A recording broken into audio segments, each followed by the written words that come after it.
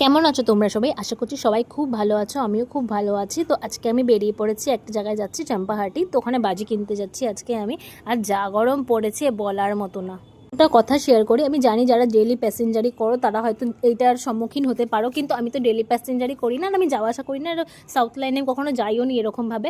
তো লেডিসে উঠো না ভাই, তোমরা জেনারেলে যেতে পারো কিন্তু লেডিসে উঠো না। এখানকার মহিলাদের একটারও মুখের ভাষা ভালো না, ফার্স্ট কথা। তারপর সেকেন্ড কথা হচ্ছে এখানে রীতিমতো মারাপিট হয়, জায়গা নিয়ে মারাপিট হয়।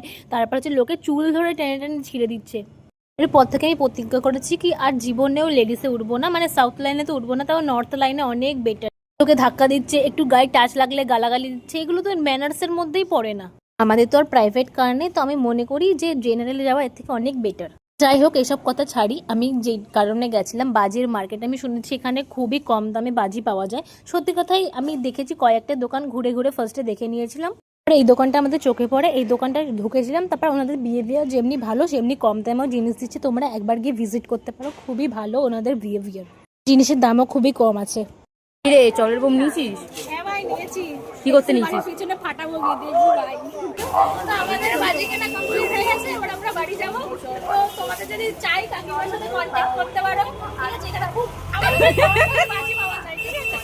তো আসছি কাকিমা। কাকিমা টাটা। আসছে বছর আবার আসবো। দোকানটা চিনে রাখ ভাই।